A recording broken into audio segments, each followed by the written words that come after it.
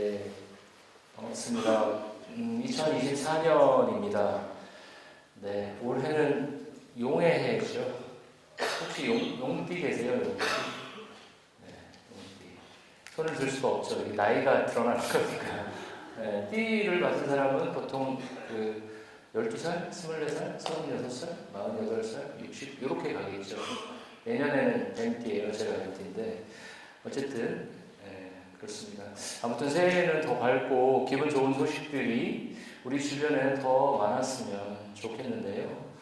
사실 오늘 주보 보신 분들도 계시겠지만 주보 그 안쪽에 새기기도 제목 1월 1호가 보면 기도 제목이 길게 와요. 저 매달 한 번씩 들어오는데 거기서 중에 좀 큰 기도 제목 몇 가지를 넣었는데 2024년도 정말 쉽지 않구나. 전 세계가 어려움을 겪고 있구나. 그런 게 예상된다라는 생각을 많이 하게 됩니다. 그냥 시간이 자연스럽게 흘러가도록 내버려 두면서 살기에는 우리가 사는 이 시대가 너무 엄중하다는 마음도 많이 들고요. 그래서 우리의 삶에서 어떤 선택과 집중이 필요하다는 생각도 많이 들었습니다. 우리가 가진 시간, 돈, 에너지, 건강, 열정 이런 것들이 한계가 있으니까요. 우리가 가진 것들을 정말 필요한 곳에 사용하면서 살아야겠다는 마음도 많이 들었습니다. 네, 오늘 말씀으로 들어가 보도록 하겠습니다. 새해에는 우리가 어떤 본문으로 매일 성경에서 시작을 했죠? 신명기입니다. 신명기.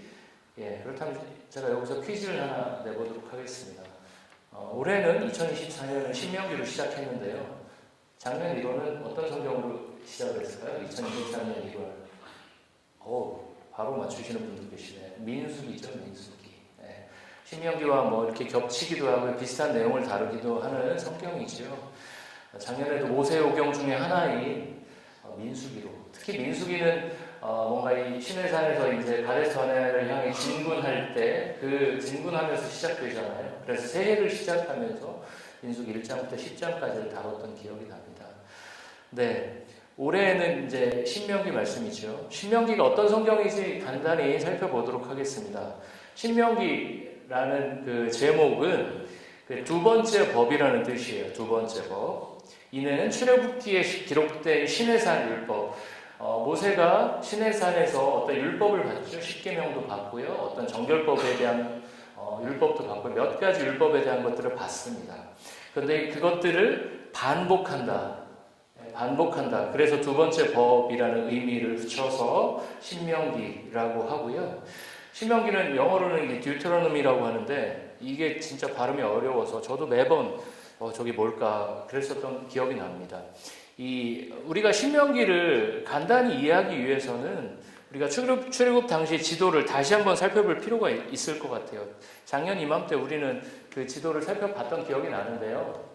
네, 지도를 한번 보여주시면 네, 요거 지금 여기가 애굽이죠. 어떻게 됩니까? 이집트에서 애굽에서 나옵니다. 숫꽃, 에담, 마라, 엘림, 요게 다 성경에서 어떤 자그마한 이벤트가 있던 지역이거든요. 소소한 이벤트들이 다 있어요. 여기서 나와서 여기 홍해를 건너서 여기까지 시내산까지 옵니다. 시내산에서 율법을 받죠. 거기까지가 이제 출애굽기의 내용입니다. 여기까지가 출애굽기. 가는 중간에는 구름 기둥과 불 기둥으로 하나님이 고치시는 일들도 있습니다. 그리고 여기 시내산에서 대략 한 1년, 11개월에서 1년 정도를 머물렀을 거다라고 추측을 하는데요. 1년 동안 여기서 뭘 할까요? 네, 백성들의 수도 세고 뭔가 이렇게 전쟁 준비, 행군 준비를 하는 것이죠. 그리고 하나님으로부터 모세가 율법을 받기도 하고요. 정비를 합니다. 그래서 어디로 가죠? 가데스 바네아를 향해 갑니다. 바람 광야에 있는 가데스 바네아를 갑니다. 여기에 도착해서 민수기 13장에서 어떤 일이 일어납니까? 여기로 정찰병 12명을 보내죠. 가나안 땅으로 이쪽으로 보냅니다. 원래 하나님의 계획이 아니었어요. 그렇지만 불안했던 것이죠. 누가요? 이스라엘 백성들이 그냥 가도 될까? 전쟁은 척후병을 보내잖아요. 그래서 여기에 매복하는 적이 있는지 없는지 그건 어떤지를 보죠. 그래서 여기서 여기까지 10하루 11일이면 갈 수 있는 거리인데요. 걸어서 여기를 척후병을 보내서 어떻게 되죠? 여호수아와 갈렙만 우리가 가서 싸워 이길 수 있습니다. 하나님이 함께 하시면 이길 수 있습니다. 나머지 10명은 안 된다. 걔네 너무 힘도 세고 성도 너무 높고 우리는 상대야. 우리는 걔네에 비하면 아무것도 아니야. 우리는 메뚜기야. 그러면서 여기서 어떻게 되죠? 오늘 본문에서 보면 여기서 오늘 본문에서 사실 정확하게 오늘 본문은 아니지만 결국에 가지 않는 걸 선택하죠. 그랬다가 어떻게 해요? 하나님께서는 그럼 광야로 가라라고 하실 때 이스라엘 백성들이 한 타이밍 늦게 어떻게 하죠? 오늘 본문 41, 1, 2절에 보면 각자의 무기를 들고 다시 올라갑니다. 아낙젓은 를 만나죠. 어떻게 됩니까? 판판이 깨져서 도망가게 됩니다. 오늘 본문에서 그 얘기를 하고 있습니다. 그래서 여기서 어떻게 합니까? 이 광야를 뺑뺑이 돌죠. 이렇게 돌아서 여기서 여기까지는 보통 2달 정도 걸렸을 거다라고 얘기를 하고요. 여기서 1년 정도 머물고요. 그 다음에 여기서 이제 광야 생활을 몇 년을 하죠? 38년을 합니다. 그래서 도합 40년이 되는 건데요. 그래서 오늘 설교는 어디서 하는 거죠? 이 신명기의 장소적 배경은 이 모압 평지입니다. 요단강만 건너면 어디죠? 가나안입니다. 그리고 이 38년 이 광야 생활을 하면서 출애굽 1세대들은 거의 다 죽었습니다. 그리고 어떤 사람들이죠? 여기서 태어난 광야에서 주로 태어난 사람들이 이 모압 평지에서 남아서 모세의 마지막 설교 신명기를 듣고 있는 것이죠. 그리고 그 이후에 어떻게 됩니까? 이제 건너가게 되는 것이죠.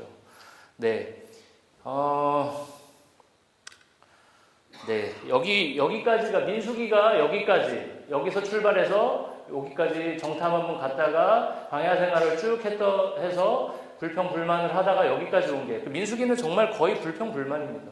그래서 여기까지 와서 이제 신명기가 시작이 되는 것이죠.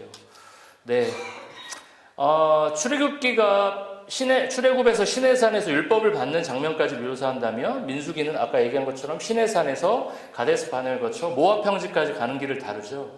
그리고 우리가 오늘 다룬 신명기는 출애굽 2세대들에게 이제 모세가 설교를 하는 것이죠. 너희 부모들은 엄청난 실수를 해서 가나안 땅 입성을 하지 못했지만 너희 출애굽 2세들은 너희 부모들의 실수를 되풀이하지 말고 오직 믿음으로 요단강을 건너 가나안을 건너가라는 것이죠. 그런 측면에서 오늘 본문은 모세가 과거에 가데스 바네에서 이스라엘 백성들이 했던 불순종에 대해서 회상을 하면서 설교를 하는 장면이라고 보시면 됩니다. 특별히 신명기 3장까지는 과거의 역사, 여기서 헤맸던 한 타이밍 늦게 올라갔다가 판판이 깨져서 돌아왔던 그런 역사들을 회고하고 있는 장면이죠. 34절 말씀을 한번 보여주시면요. 같이 읽어보겠습니다. 시작. 여호와께서 너희의 말소리를 들으시고 노하사 맹세하여 이르시되 여호와께서 화가 나셨습니다. 왜 화가 나셨을까요? 1장 26절, 27절을 보겠습니다. 저희 많이 아는 내용이지만 읽겠습니다. 그러나 너희가 올라가기를 원하지 아니하고 너희의 하나님 여호와의 명령을 거역하여 장막 중에서 원망하여 이르기를 여호와께서 우리를 미워하심으로 아모리 족속의 손에 넘겨 멸하시려고 우리를 애굽 땅에서 인도하여 내셨도다. 이스라엘 백성들이 가나안으로 올라가려는 명령을 거부했죠.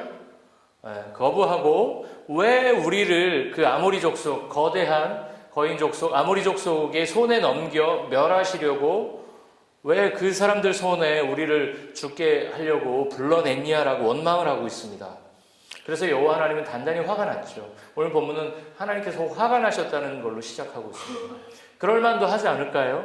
하나님이 그동안 이스라엘 백성들을 어떻게 인도하셨죠?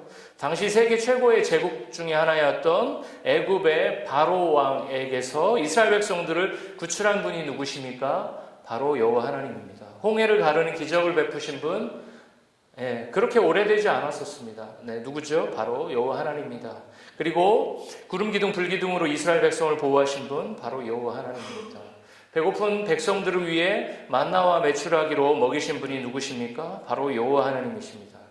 십계명과 여러 율법들을 통해 하나님 나라의 백성의 삶은 이런 것이다 라고 구체적으로 가르치신 분이 누굽니까? 바로 여호와 하나님이십니다. 그런데 이스라엘 백성들은 하나님께서 자신들을 애굽 땅이 아니라 어디죠? 가나안 땅에 매장하려고 데리고 왔다고 강변하고 있습니다. 하나님의 선의를 완전히 왜곡시킨 것입니다. 그 땅에 사는 거인들과 여호와 하나님을 비교하면서 애굽을 치신 하나님, 홍해를 가르신 하나님을 아무것도 아닌 신으로 만들었습니다. 그래서 하나님께서는 단단히 화가 나신 것입니다.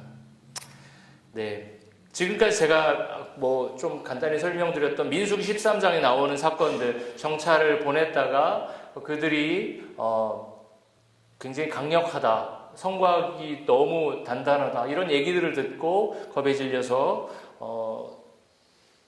가나안 땅을 진군하지 않았던 그거에 대해서 말씀을 드렸는데요. 오늘 본문에서는 사실 두 번째 이스라엘 백성들의 불순종에 대해서 설명을 하고 있습니다. 40절과 41절 같이 볼까요?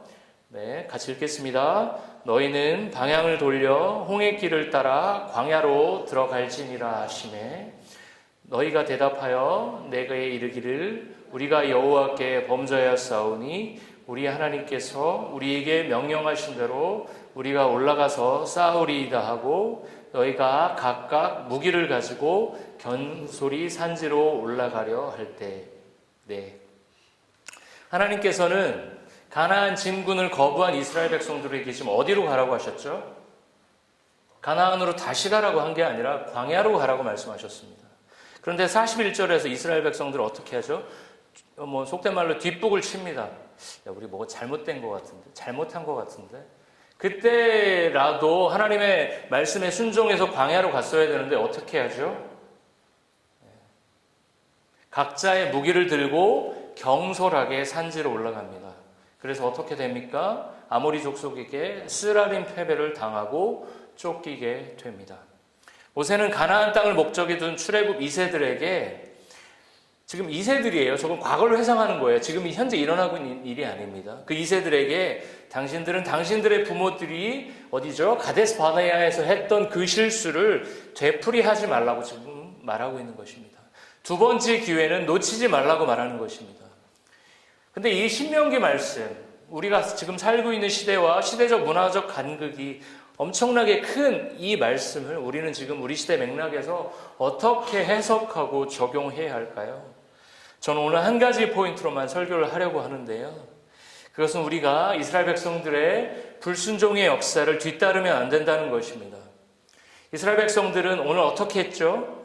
하나님께서 각자에게 주신 무기를 하나님께서 원하시는 타이밍과는 정반대의 타이밍에 사용했습니다.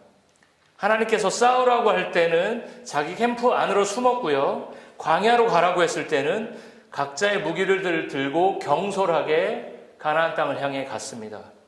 출애굽을 하면서 하나님의 인도하심 속에 살았지만 이건 뭐죠? 하나님의 구원이 이미 시작됐다라는 거예요.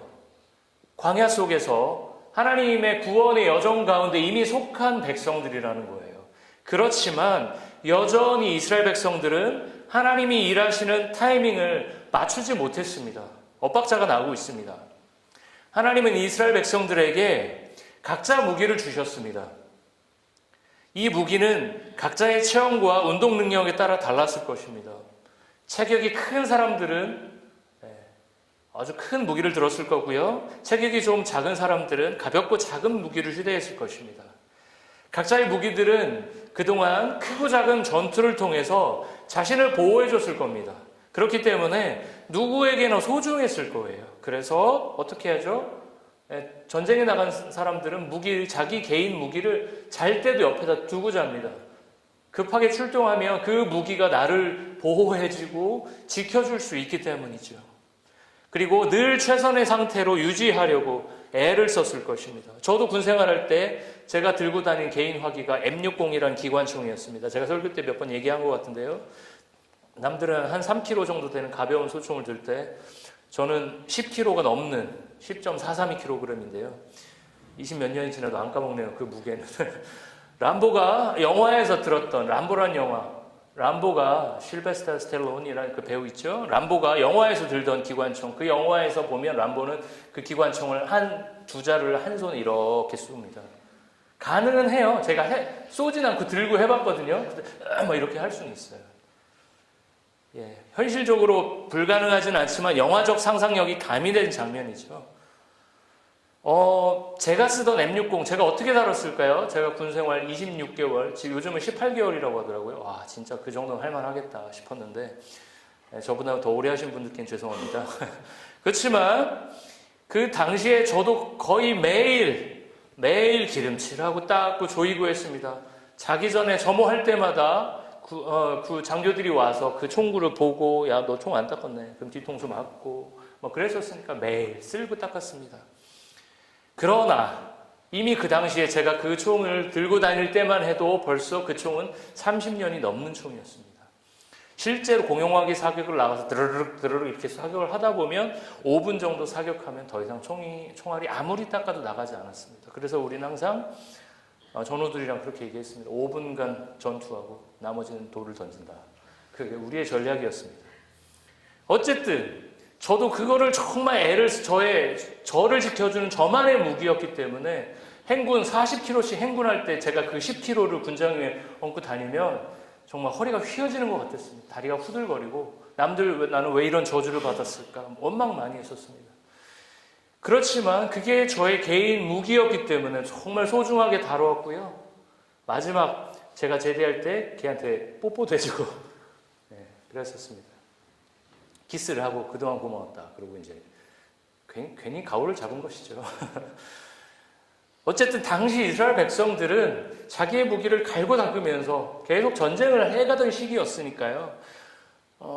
무기를 들고 자고 밥 먹을 때도 옆에다 두고 그렇게 지냈을 것입니다. 근데 당시 이스라엘 백성은 어떻게 했죠? 무기를 들어야 할 때는 내려놓았고요. 반대로 내려놓아야 할 때는 들었습니다.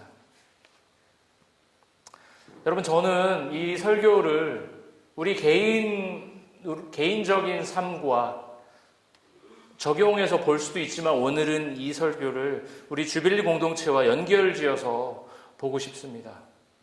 우리는 지금 각자의 무기를 들어야 될 때일까요? 아니면 공동체적 상황 가운데 그 무기를 내려놓아야 될까요? 저는 철저히 우리의 무기를 내려놓아야 할 때라고 믿습니다. 제가 이번 1월 30일까지 사역을 하면 만 2년 담임 목회자로 청빙받은 지 2년 됐는데요. 저는 참 자신감이 있었습니다. 저는 근본 없는 자신감이 항상 있거든요. 뭘 하든지. 이루어지든 이루어지지 않든. 그렇지만 제가 2년을 이제 2년 조금 안 되는 기간 사역하면서 느낀 한 가지는 자신감만으로 되는 건 아무것도 없다. 그리고 제가 준비가 참 많이 부족했다. 그리고 내가 가진 아주 얄팍한 무기를 이제 내려놓아야 할 때다라는 것을 지난 4개월 동안 처절하게 지금 경험하고 있습니다. 우리 모두 각자의 무기를 갖고 있습니다. 우리 모두 각자의 무기를 갖고 있어요. 우리가 갖고 있는 경험, 지식, 돈, 또 뭐가 있을까요? 각자의 신학적 칼라 다 다릅니다, 여기. 그것들은 다 죽을 때까지 내려놓아야 될 것들이죠? 아닙니다. 그렇지 않습니다. 이스라엘 백성들에게 무기가 필요했듯이, 제가 군생활, 그 M60 기관총이 필요했듯이 우리에게는 그런 무기가 필요합니다. 여러분들에게 그런 달란트가 다 필요합니다. 우리에게도 무기가 필요합니다. 각자가 가진 그 장점들을 무기 삼아 우리는 이런 무기들을 통해 뭘 하죠? 돈도 벌고요, 사회적 존재로 인정도 받고요, 친구도 사귀고요, 그렇게 살아갑니다. 이런 각자의 무기들은 우리가 살아가는데 너무나 중요한 역할을 합니다. 그러나 우리가 하나님보다 그 무기들을 더 의지할 때 문제는 발생합니다. 여러분이 의지하는 여러분의 삶의 무기는 무엇입니까? 유사시에, 비상시에 하나님보다 의지하는 여러분만의 무기는 무엇입니까? 제가 보기에 우리 주빌리 교회 성도님들이 각자 갖고 있는 무기는 밴쿠버, 이거 뭐 비교급을 자꾸 쓰면 좀 그렇지만 밴쿠버 지역의 어느 교회 못지않게 크고 성능이 좋습니다. 다 한물간 M60 기관총이 아니라 훨씬 더 개량화된 좋은 무기들을 우리는 갖고 있습니다. 교회에 대한 이해도 많고요, 경험도 많고요, 노하우도 많습니다. 신앙의 연수도 깁니다. 공부를 많이 하신 분도 많습니다. 그러나 그 무기들이 우리 공동체 안에서 건강하게 활용되기보다 다른 방법으로 이 무기들은 누구를 위해서 쓰는 것이죠? 적을 위해서, 사탄을 위해서 쓰는 것입니다. 무기는 공동체를 위해서, 공동체에게 서로 상처가 되는 도구로 사용돼서는 안 됩니다. 그것은 무기를 들고 우리가 갖고 있는 무기와 우리가 갖고 있는 경험들, 우리가 갖고 있는 지식들이 적을 위해 싸우는 게 아니라 같은 이스라엘 백성들을 다칠 수 있게 할 수도 있다는 것을 우리는 기억해야 된다는 것입니다. 저도 그런 일들이 너무나 많이 있었습니다. 제가 이 말씀을 드리는 이유는 다른 누구보다 제가 더 그렇게 살았기 때문입니다. 혈기왕성했던 30대 시절 무서울 게 없었습니다. 누군가를 비판하고 평가하는 게 너무나 익숙했던 시절입니다. 누군가를 도마 위에 올려놓고 지내던 시절이었습니다. 그런데 제가 설교를 준비하면서 여전히 제 삶을 뒤돌아봤을 때 30대의 황성관 못지않게 40대의 황성관도 그때의 모습과 그렇게 다르지 않다라는 것을 저는 요즘 고백하고 있습니다. 제가 조금 더 아는 것으로, 제가 조금 더 경험한 것으로, 그게 전체적으로 따지면 제가 더 많이 아는 것도 아니죠. 부분적으로는 더 아는 게 있고 부분적으로는 더 모르는 게 있을 수 있잖아요, 누구나. 그렇지만 요거를 통해서 다른 누군가를 평가하고 정죄했던 제 삶이었습니다. 누군가를 보면 긍정적인 면보다는 부정적인 면을 찾기 바빴습니다. 그리고 그런 얘기들을 다른 마음이 맞는 누군가와 나누는 재미를 놓치지 않았습니다. 요즘 저에 대해 돌아보면서 그런 행동들이 얼마나 서로 간의 관계와 공동체에 해악이 되었는지를 저는 돌아보고 있습니다. 이제 우리는 각자의 무기를 내려놓을 때입니다. 내가 경험한 하나님이 하나님의 전부가 아님을 우리는 인정해야 합니다. 겸손하게 자기의 무기를 우리는 지금 내려놓아야 할 때이지, 다른 이들을 향해 왜 나는 내려놓았는데 너는 내려놓지 않느냐라고 호통을 칠 때가 아닙니다. 지금 우리는 각자의 무기를 들 때가 아니라 각자의 십자가를 져야 할 때입니다. 자기가 잘 알고 자기가 잘 하던 방식을 들고 나와서 주장할 때가 아니라 이 공동체의 빈 공간이 어디인지를 보면서 자신의 몸을 그 공간의 빈 틈에 끼워 맞추는 사람들이 필요할 때입니다. 우리가 착각하기 쉬운 게 있는데요. 우리가 머리로 이걸 다 인정하지만 우리는 이렇게 항상 우리를 속입니다. 우리가 어떤 자체 동력을 가진 모터라고 우리는 흔히 착각합니다. 그래서 우리가 가고 싶은 곳으로 언제나 빠른 속도로 갈 수 있는 모터라고 우리는 생각합니다. 그렇지만 우리는 성령 하나님께서 만드시는 파도에 몸을 맡기는 돛단배 같은 존재입니다. 한국의 많은 교회들이 예전 패러다임이죠. 목이 좋은 곳에, 신도시에 크게 빚이 많더라도 공격적으로 교회를 건축하면 건물이 전도한다, 이런 말이 있습니다. 건물이 전도한다고 말하면서 건축을 무리하게 강행하는데요. 이게 뭘까요? 스스로를 모터보트라고 생각하고 움직이는 교회들인 거죠. 거기서 그 모터는 뭘까요? 큰 화려한 건물입니다. 그렇다면 우리 주빌리 교회가 믿고 있는 우리들의 무기는 무엇일까요? 세이빙 어카운트에 있는 8만 불인가요? 우리들의 교회적 사역적 경험일까요? 아니면 이민교회 치고는 젊은 연령층, 그래서 우리 교회에 가능성이 있을까요? 저는 이런 것들은 아니라고 생각합니다. 신명기 말씀을 통해서 우리가 알 수 있는 것은 가나안 입성을 결정하는 것은 물리적 거리가 아닙니다. 열 하루면 갈 수 있는 거리를 하나님은 38년간을 돌리셨습니다. 가나안 입성을 결정하는 것은 물리적인 거리가 아니라 하나님과의 영적인 거리입니다. 주빌리 교회가 앞으로 하나님이 힘있게 쓰임받는, 하나님께 힘있게 쓰임받는 공동체가 되기 위해서는 우리 공동체가, 저부터 그리고 우리 모두가 새롭게 리뉴얼 될 필요가 있다라고 하나님은 우리에게 지금 말씀하고 계십니다. 우리 개인뿐 아니라 공동체 전체가 하나님 앞에서 엎드려지고 자복하고 눈물로 기도하고 변화를 추구하고 2024년은 지금까지 지난 10년의 삶과 다른 삶으로 살겠다라고 우리가 결단하고 하나님 앞에 무릎 꿇었을 때 공동체의 변화가 시작되지 않을까요? 이스라엘 백성들은 눈앞에 펼쳐진 현실 앞에서 하나님의 능력을 망각하고요, 현실 앞에서 절망했고요, 결국 2번이나 불순종의 행동을 했습니다. 공격하라고 했을 때 가만히 있었고요. 공격하지 말고 광야라고 가라고 했을 때 엄한 타이밍에 각자의 무기를 들고 경솔하게 갔죠. 그리고 그런 불순종의 행동에 하나님은 어떻게 하셨나요? 하나님은 엄하게 책임을 물으셨습니다. 그냥 절대 넘어가지 않으십니다. 우리에게도, 우리 교회에게도 저는 아직 두 번째 기회는 있다고 생각합니다. 2024년 상반기는 우리 주빌리 교회에 너무나 중요한 시기입니다. 이 시기에 함께 마음을 모아주시면 좋겠습니다. 우리가 함께 기도하는 공적인 교회 기도회의 시간이 있죠. 금요 기도에 함께 해주시면 좋겠습니다. 우리가 교회를 걱정한다고 하면서 에너지를 들여서 기도하지 않는 것은 모순된 행동입니다. 같이 모여서 기도하기 어려운 분들은 각자의 자리에서 시간을 정해서 교회를 위해서 함께 기도해 주십시오. 주빌리 교회를 지난 13년간 하나님께서 아주 귀하게 사용하셨습니다.